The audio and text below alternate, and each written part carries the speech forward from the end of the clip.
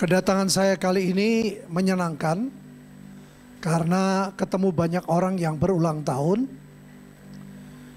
sehingga diajak makan ke sana kemari. Tadi siang ada yang ulang tahun juga mengajak makan, orangnya lagi jalan ke belakang.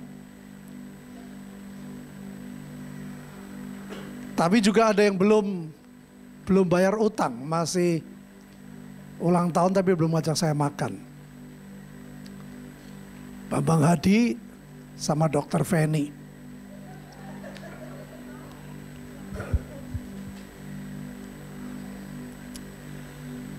Tapi hari ini saya ada sesuatu yang sepi banget karena nggak ada Janice and Joella. Biasanya itu membuat rame nih anak saudara. Ya Bapak Ibu, hari ini kita mau belajar tentang, saya beri tema, pilihlah yang terbaik. Ada sebuah gambaran bahwa Tuhan itu seperti air terjun. Dan manusia sangat membutuhkan air. Ada orang-orang yang cuma memandang, melihat, dan menilai. Itulah orang-orang yang tidak atau belum percaya. Sebaliknya buat orang-orang yang sudah percaya, saudara diberi kesempatan. Sebetulnya air terjun untuk semua manusia. Yang belum percaya cuma melihat, cuma menilai, dan tidak mau menikmati. Walaupun orang ini sedang kehausan begitu rupa, mereka mencari jalan-jalan air, mendapatkan air. Walaupun mereka tidak mendapat. Tetapi yang menyedihkan, buat orang-orang yang percaya, air terjun yang begitu besar, air yang sangat jernih dan sangat dibutuhkan. Masing-masing orang menyediakan wadah yang berbeda. Ada yang menyediakan mungkin cuma segelas kecil. Ada yang menyediakan seember yang sangat besar. Tetapi ada yang juga menyediakan kolam yang besar, tidak terbatas, seperti lautan. Saudara, itu semua bukan tergantung Tuhan. Ya. Air terjunnya sudah siap, air terjunnya terus dialirkan. Manusia diberi kebebasan untuk memilih. Tema ini saya katakan pilihlah yang terbaik. Kenapa Bapak Ibu? Kita lihat ayatnya Roma 12. Karena itu saudara-saudara, ya saya pernah bacakan ayat ini. Demi kemurahan Allah, aku menasihatkan kamu supaya kamu mempersembahkan tubuhmu sebagai persembahan yang hidup, yang kudus, dan yang berkenan kepada Allah. Itu adalah ibadah yang sejati. Demi kemurahan Allah aku menasihatkan kamu. Saudara, ternyata Tuhan itu memberi pilihan. Memberi nasihat loh. Demi kemurahan Allah. Nasihatnya itu demi kemurahan Allah dialami oleh manusia. Kemurahan Allah dialami oleh gerejanya. Kemurahan Allah dirasakan saudara. Oleh setiap kita. Hari ini ada banyak orang yang bertanya, kenapa ya? Ada orang yang mengalami kemurahan Allah, tapi ada orang yang sepertinya merasakan kemurkaan Allah. Ya disinilah masalahnya saudara. Disinilah persoalannya. Yang pertama, karena Tuhan bilang supaya kamu mempersembahkan tubuhmu sebagai persembahan yang hidup, kudus, yang berkenan kepada Allah. Itu adalah ibadah yang sejati. Kalau dikatakan ibadah yang sejati, berarti ada ibadah yang simple. Ternyata ibadah kita tuh peran utama, saudara. Ada banyak orang menyerahkan hidupnya, yang Tuhan minta tuh nomor satu tubuh loh, saudara. Ngomongnya di sini tubuh loh. Ya. Hidup itu ada tubuh, ada jiwa, ada roh. Jadi sebetulnya Tuhan pengen sudah selama sudah sehat, rohnya sehat, jiwanya sehat, tubuhnya sehat, ekonominya sehat, persembahkan itu ke Tuhan. Saya bilang, Tuhan pakai hidupku, pakai keluargaku, pakai keuanganku. Jangan saudara sudah sakit berat, sudah tidak bisa apa-apa, baru teriak, Tuhan pakailah hidupku. Kemarin hari Jumat saya ketemu dengan Dokter Terawan. Saya ngobrol-ngobrol. Saya diberkati dengan apa yang dia nyanyikan. Selama hidup, jadilah berkat. Jadi saudara, jadi misalnya saudara sudah jadi Kristen, gak cuman minggu kebaktian. Ada sesuatu yang saudara persembahkan kepada Tuhan.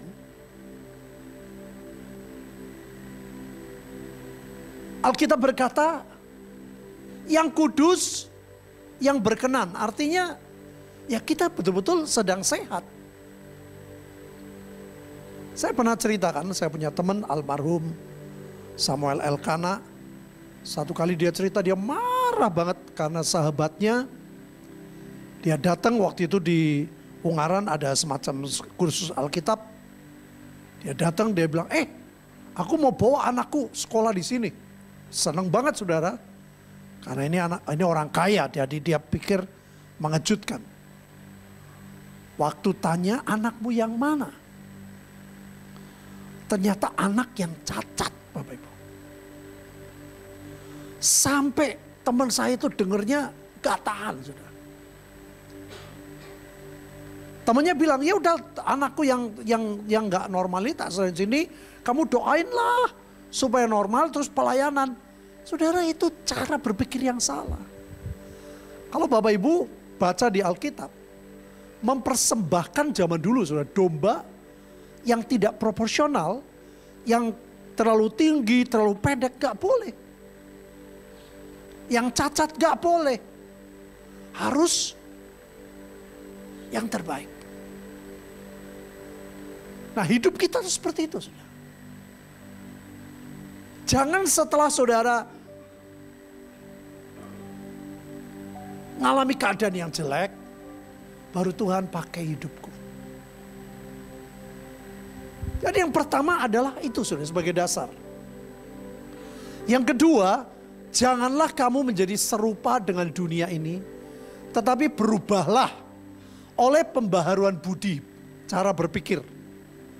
Sehingga kamu dapat membedakan manakah kehendak Allah, apa yang baik, apa yang berkenan kepada Allah, dan apa yang sempurna. Saudara, ada 3 pilihan. Di luar 3 pilihan ini adalah dunia. Ya.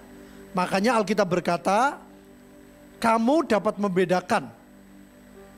Kamu janganlah serupa dengan dunia. Sebetulnya dari 3 kolom ini, yang paling dekat dengan dunia yang 1, 2, atau 3? Ayo, yang mana? Yang 3. Artinya apa? Sebetulnya pilihan kita tuh sebetulnya hanya 2. Baik, berkenan atau sempurna.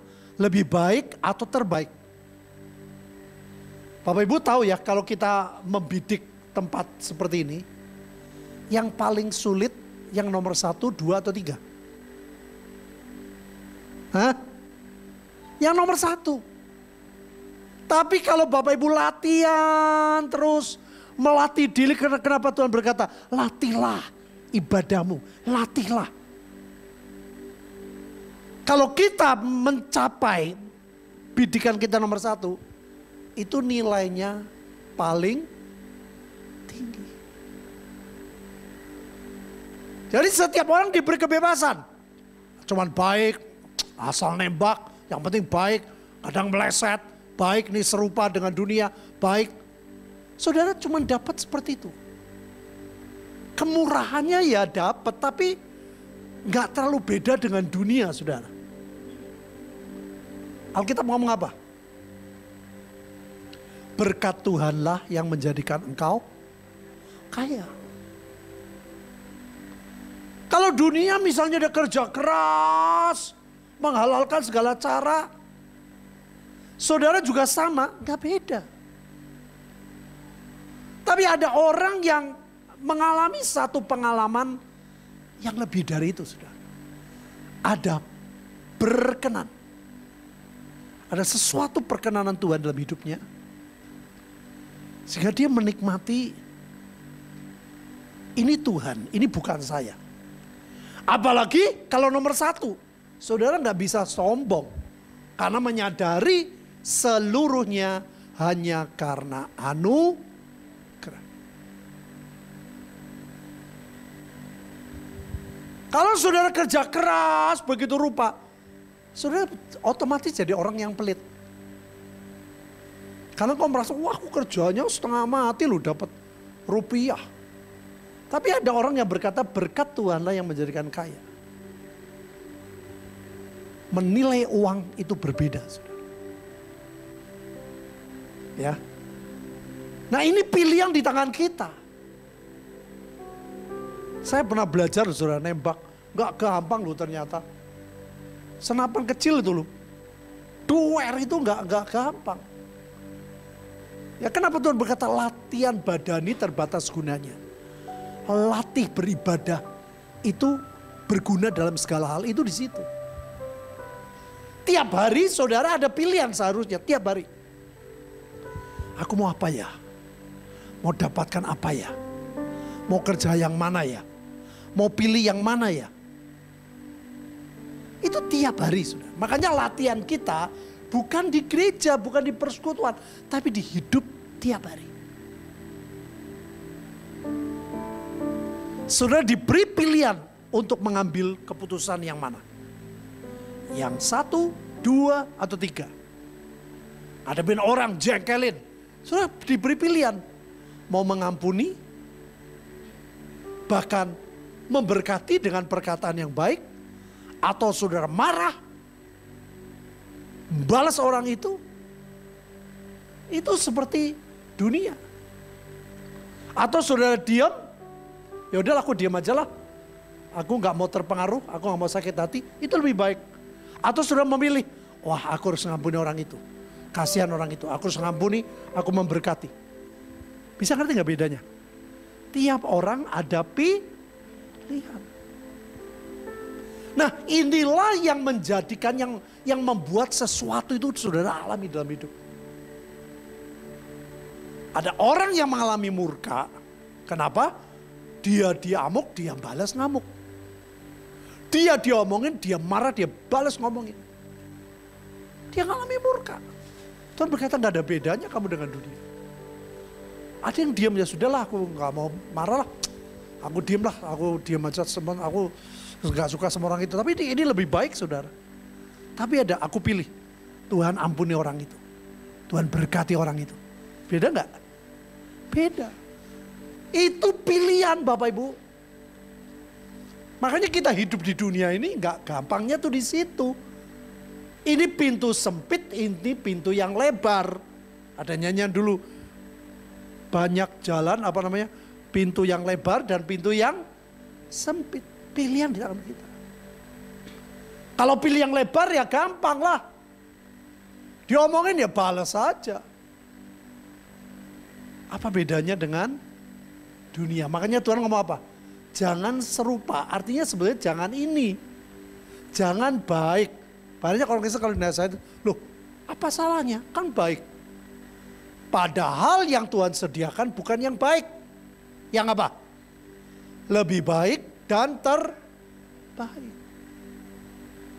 Yang Tuhan sediakan adalah yang terbaik. Tetapi saudara boleh memilih. Ya. Ini pengertian ini perlu Bapak Ibu. Saya sebenarnya kemarin minggu khotbah di Semarang. Saya kaget selesai khotbah begitu banyak orang yang japri. Dia bilang, wah saya kok baru menyadari. Next. Kadang-kadang pengertian kita yang salah. Contoh ya. Dalam Matius 5:48, karena itu haruslah kamu sempurna sama seperti Bapamu di surga sempurna. Saudara, pengertian ini membuat orang bingung loh gimana caranya. Kita manusia berdosa, Bapa di surga tidak ada dosa. Maksudnya bukan itu Bapak Ibu. Saya gambarin ya. Bapa di surga itu dosen kita. Saudara dan saya mahasiswa, mahasiswi. Saya tanya, mungkin nggak Bapak Ibu dapat nilai A pada waktu kita kuliah? Hah? Ya mungkin. Kita nggak sehebat dengan dosen kita. Dia pengalamannya lebih banyak, pengetahuannya lebih banyak, tetapi Bapak Ibu dapat nilai A. Yang mengerti katakan. Jadi Tuhan tuh pengen saudara, kita tuh jauh dari dunia. Jauh dengan cara dunia. Kita mengalami yang terbaik. Kalau sekolah nilainya A. Nah ini contoh ya, contoh orang yang salah ngerti. Matius 19:21 kata Yesus kepadanya, jikalau engkau hendak sempurna, pergilah. Jualah segala milikmu. Berikanlah kepada orang miskin. Maka engkau beroleh harta di sorga. Kemudian datanglah kemari dan ikutlah aku. Ini anak muda, dia kecewa, dia meninggalkan Tuhan. Karena salah pengertian. Bapak Ibu perhatiin ya, Tuhan tuh seringkali kalau ngomong, itu bukan yang tersurat, tapi yang tersirat yang harus kita perhatikan. Yang tersurat seperti ini. Seolah-olah rumahnya, kambing dombanya semua, loh hilang. Jadi membuat dia miskin, kasih semuanya, bukan. Kuncinya di mana? Pergilah jualah apa? Segala milikmu. Artinya apa? Perasaan kepemilikan. Dia merasa duitnya semua milik dia. Ngerti Bapak Ibu? Jadi kalau dia mau disuruh Tuhan kasih duit, dia penguasanya. Yang Tuhan mau, ayo rubah. Kepemilikan itu jadi milik Tuhan. Tetap duitnya di dia. Rumahnya tetap atas masa rumahnya ganti nama Tuhan Yesus. Enggak. Saudara bisa ngerti ya? Ini seringkali kesalahpahamannya tuh di situ. Makanya orang nggak serahkan hidup, oh kan saya mesti full time jadi pendeta. Tidak. Saya pelayanan sudah di sebuah kota. Gereja itu kerjaannya banyak banget loh. Tapi nggak ada satupun yang full time. Tidak ada satupun.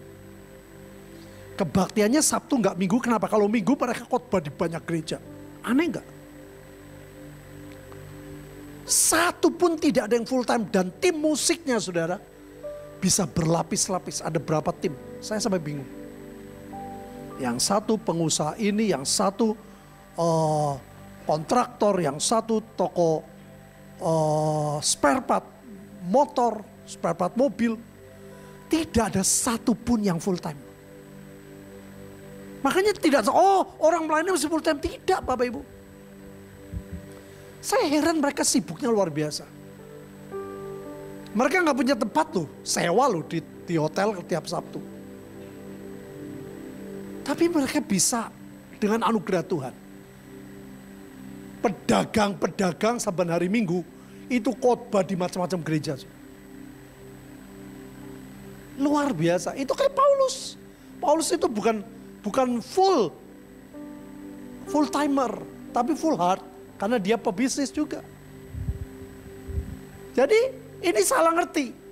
Padahal Tuhan bilang, kalau engkau hendak sempurna, pergilah jualah segala milikmu, kepemilikannya. Ingat gak pada waktu Ananias Safira mau kasih persembahan, Tuhan bilang, kamu mau ngomong tidak, ngomong itu punya, wong itu tetap milikmu kok.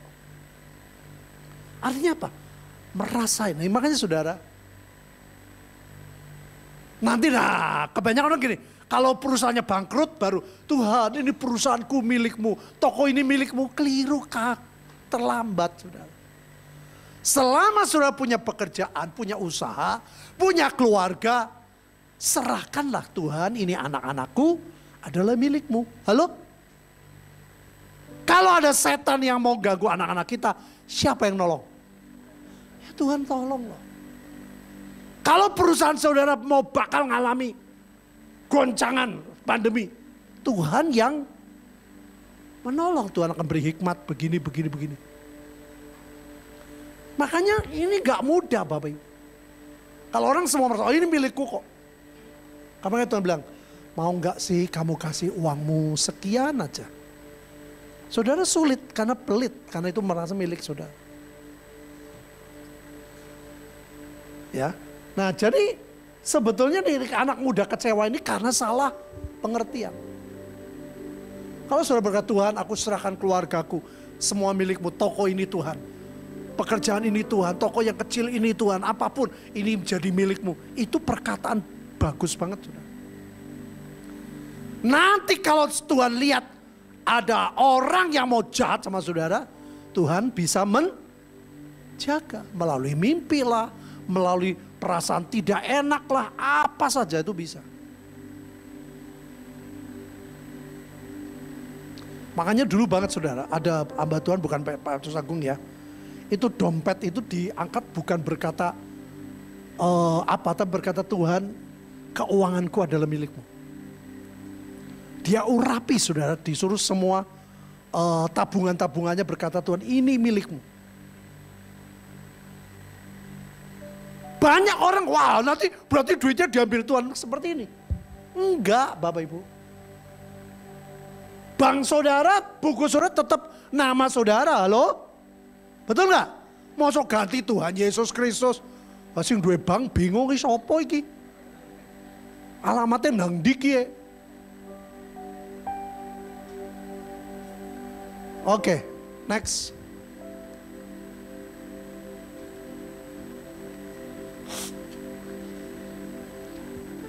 Sebab kami bersuka cita apabila kami lemah dan kamu kuat. Dan inilah yang kami doakan supaya kamu menjadi sempurna. Paulus merindukan saudara. Supaya jemaat mengalami, kenapa? Karena Korintus ini saudara dari semua kota-kota yang dilayani Paulus. Yang paling amburadul latar belakangnya itu Korintus. Dosa apa aja komplit. Makanya Paulus ngomong, ayo buang dosamu jauh-jauh, terus berjalan kepada yang terjawab. Yang terbaik.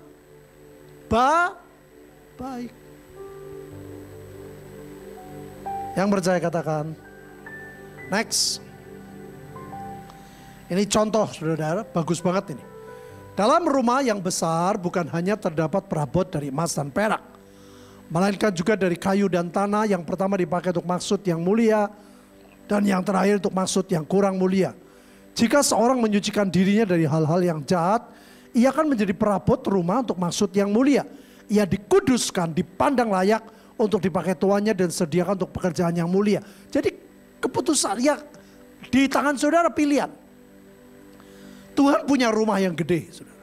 Kerajaan surga itu digambarkan rumah yang besar. Tuhan mau buat ada yang emas dan perak, ada yang kayu dan tanah.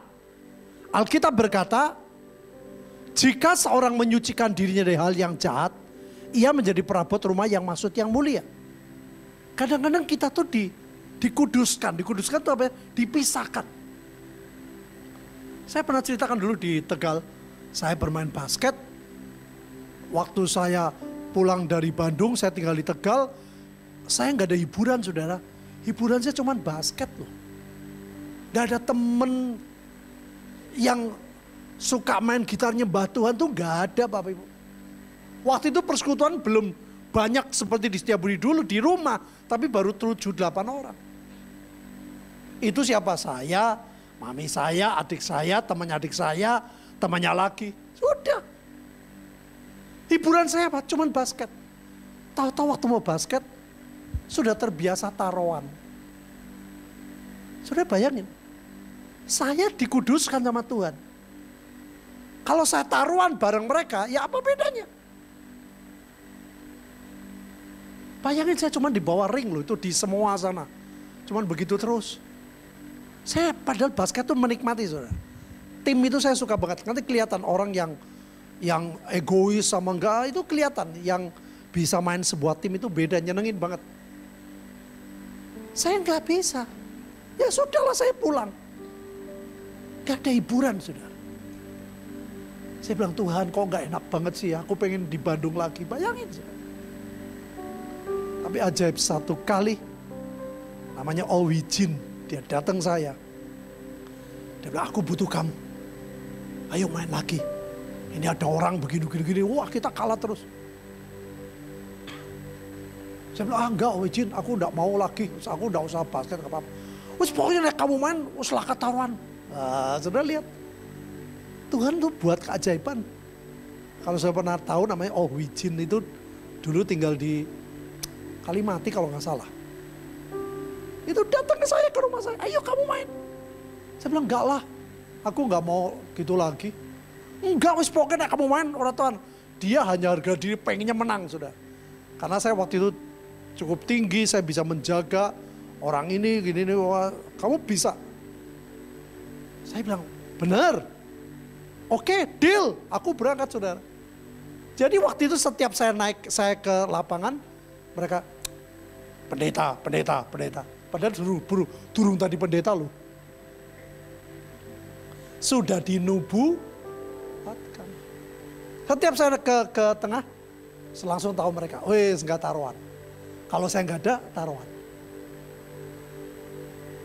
Tapi minimal saudara, saya hidup jadi berkat.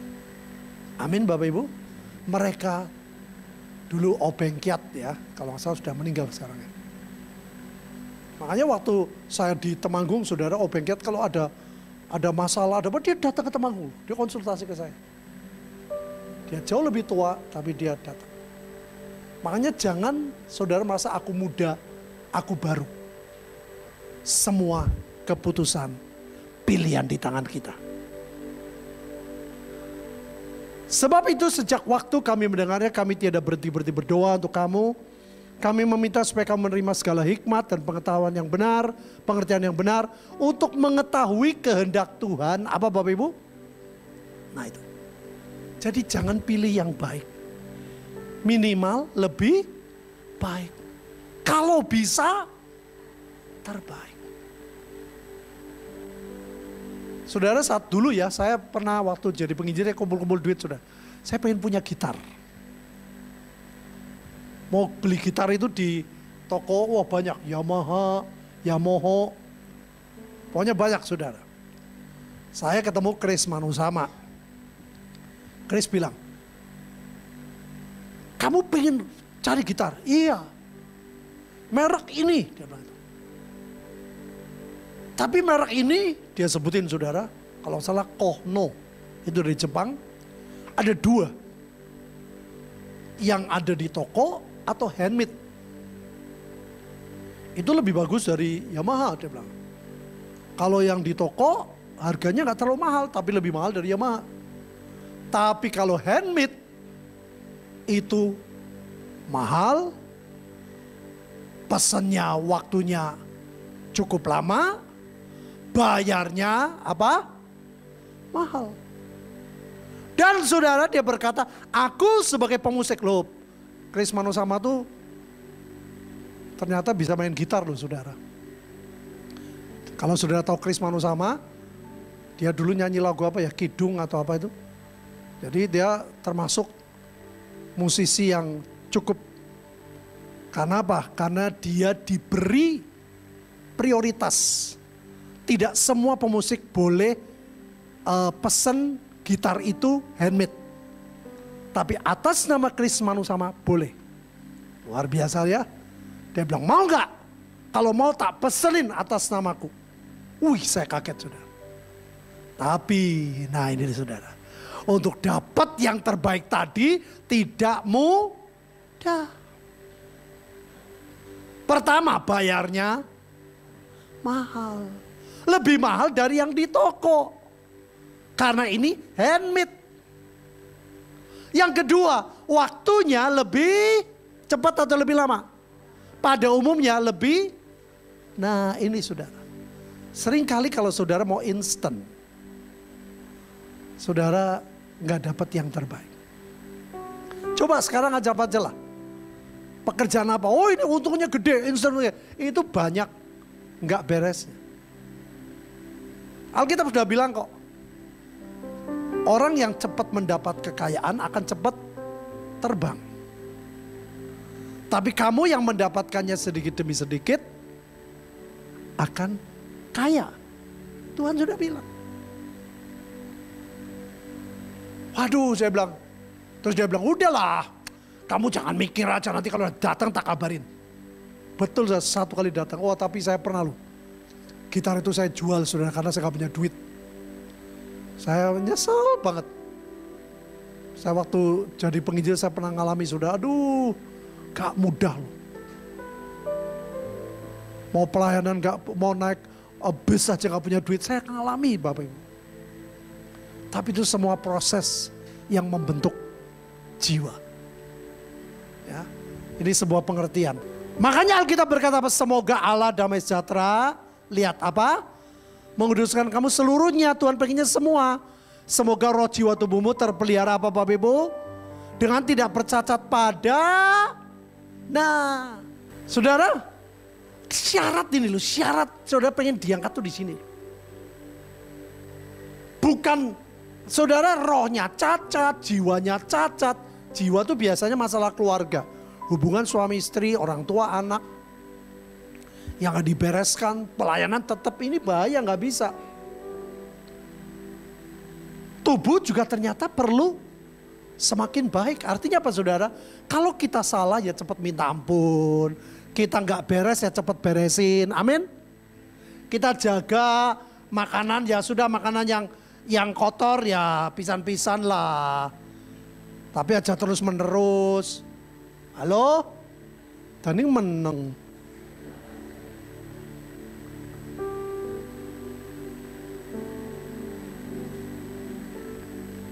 Ini saudara, Tuhan berkata sempurna. Artinya apa? Salah cepat minta ampun. Ada masalah cepat beresin supaya kembali sempurna. Saya bilang tadi, ada orang yang jengkel, balas lagi.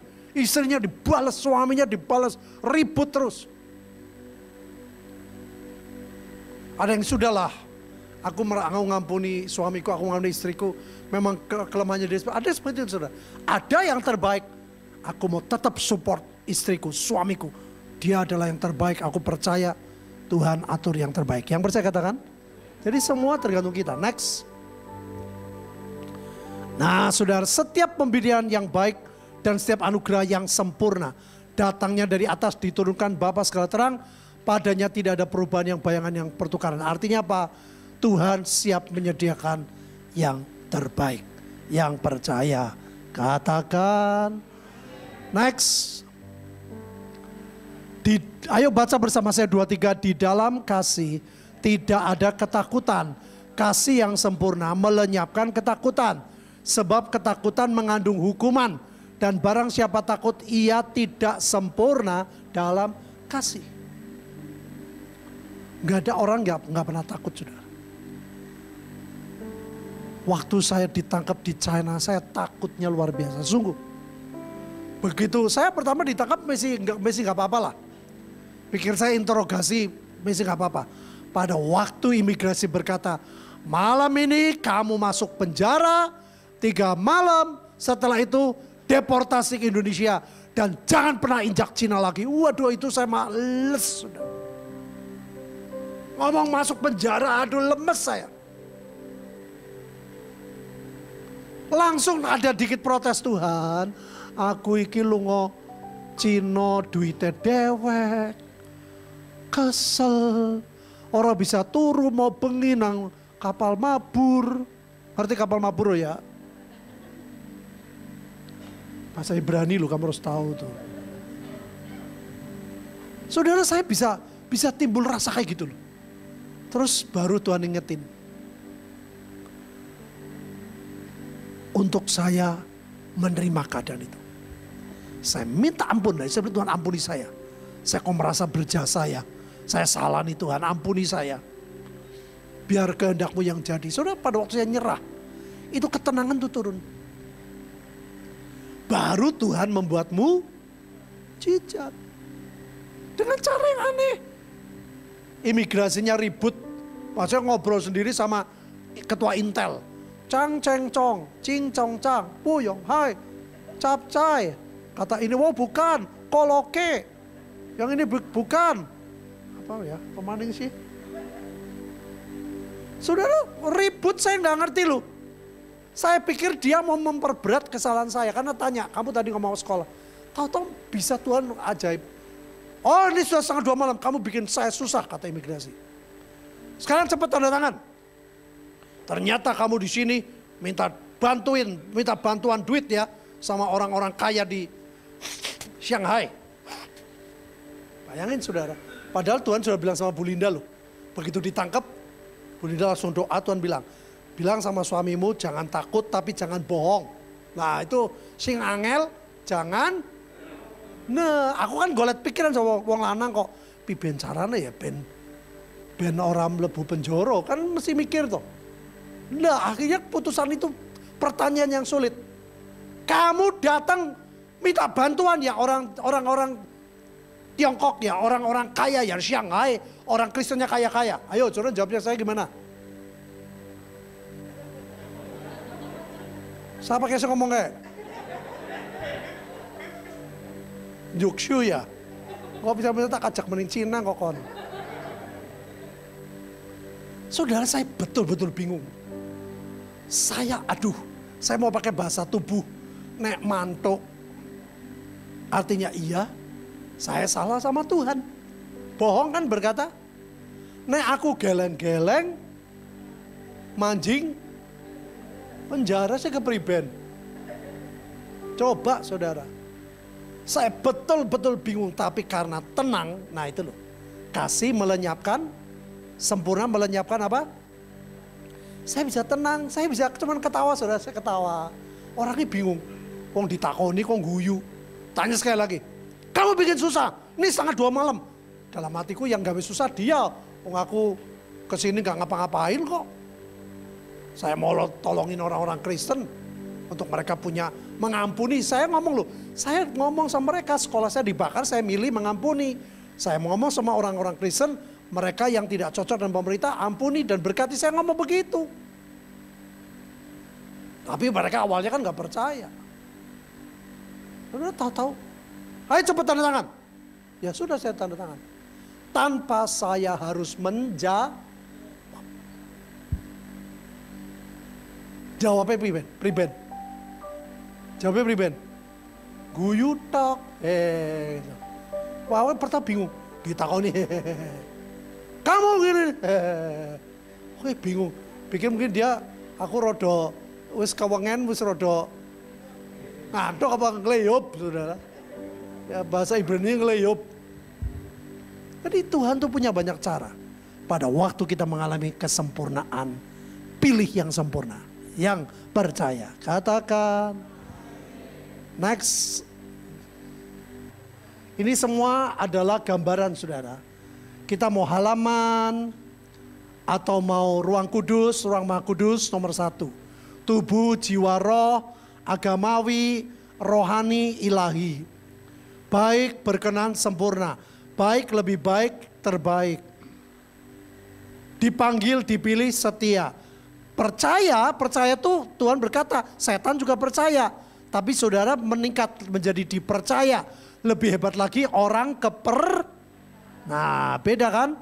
Tahu Yesus, mengenal Yesus, dikenal Yesus. Perunggu, perak, emas. Hikmat dunia, hikmat manusia, hikmat Allah. Jadi semua pilihan di tangan kita. Yang paling sulit seringkali adalah antara 1 dan 2 ini. Belum lama kami punya pengalaman, saudara. Di gereja kami membutuhkan ruang untuk latihan musik, saudara. Karena gereja kita kan, gereja kami gede, alat musiknya mahal-mahal, sound systemnya mahal, LED mahal, tempat untuk peralatannya tuh kurang sekali. Butuh tempat, butuh latihan musik. Sebab kalau latihan musiknya di gereja, saudara, AC-nya nyala, semua itu agak boros gitu. Butuh tempat. Akhirnya saya sudah doa dan membangun sudah besi-besi. Sudah besi di depan gedung gereja, kalau sudah lihat ke Temanggung, itu besi-besi sekian tahun sudah. Gara-gara apa?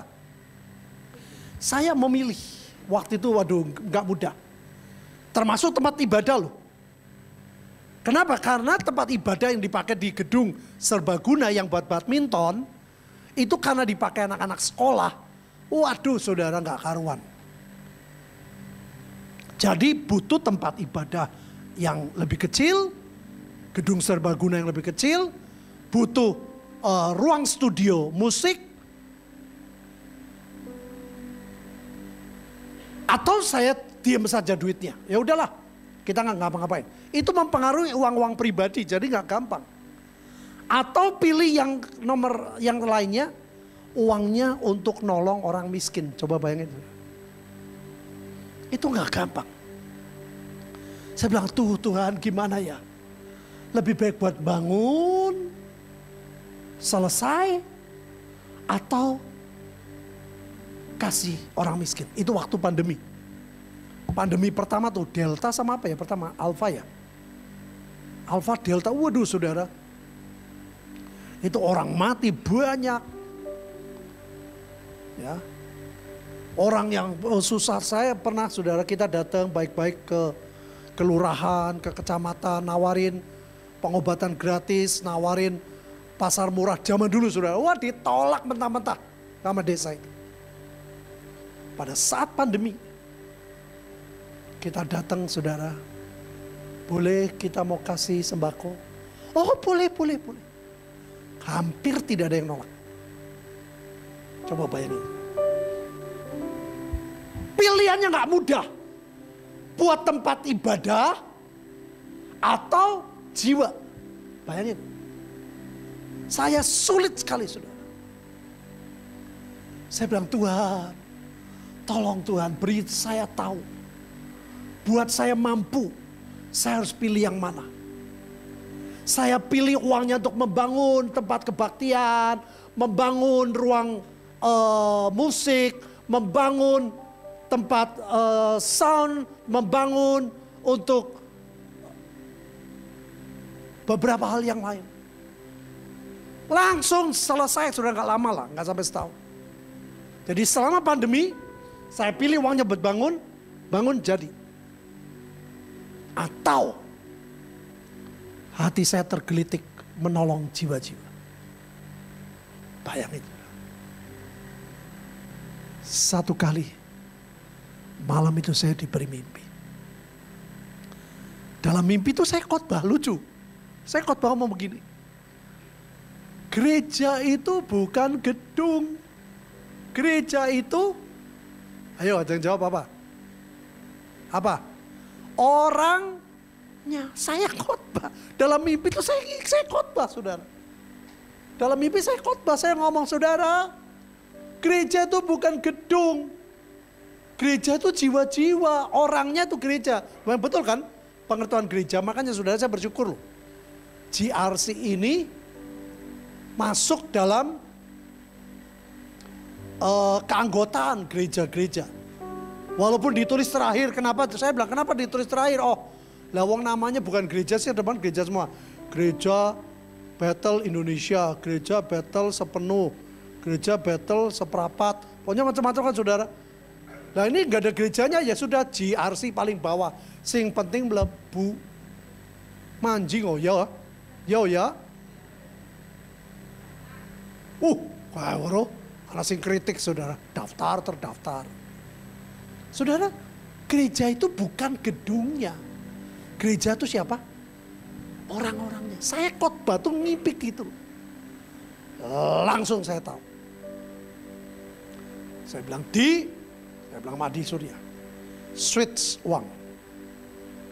Untuk apa Pak? Kasih orang miskin.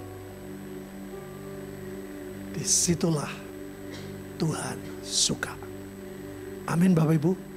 Walaupun menyakitkan, walaupun tidak enak buat daging, tapi ada sesuatu yang dipersembahkan sebagai persembahan yang kudus, berkenan, dan itulah ibadah yang sejati.